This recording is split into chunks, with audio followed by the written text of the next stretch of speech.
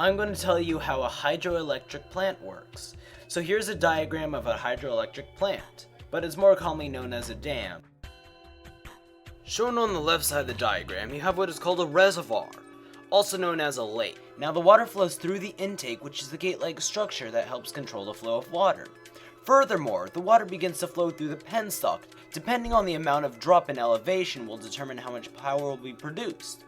The reason is that gravity will be pulling the water down, resulting in the water flowing faster through the penstock, which will allow more water to go through the intake and produce more power.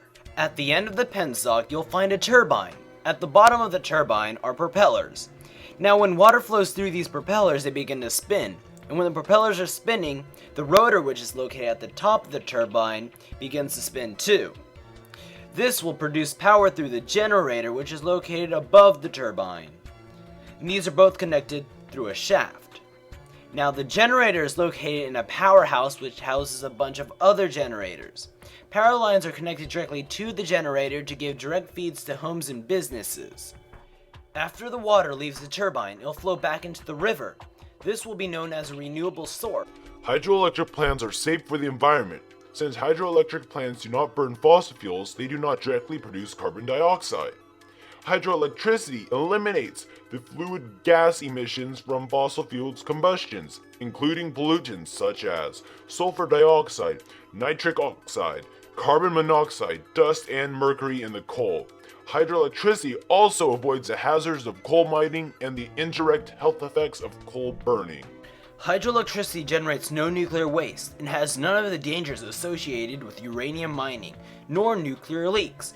Unlike uranium, hydroelectricity is also a renewable energy source. Hydroelectricity power plants have a more predictable load factor. If the project has a storage reservoir, it can be dispatched to generate power when needed. Hydroelectric plants can be easily regulated to follow variations in power demands. The labor cost is practically eliminated because the plant is mainly automated.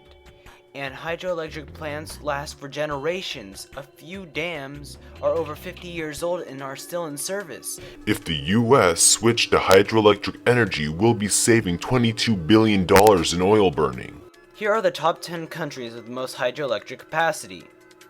China, Canada, Brazil, US, Russia, Norway, India, Japan, Sweden, and France. Now the ranking of the hydroelectric capacity is either by actual annual energy production or by installed capacity power rating.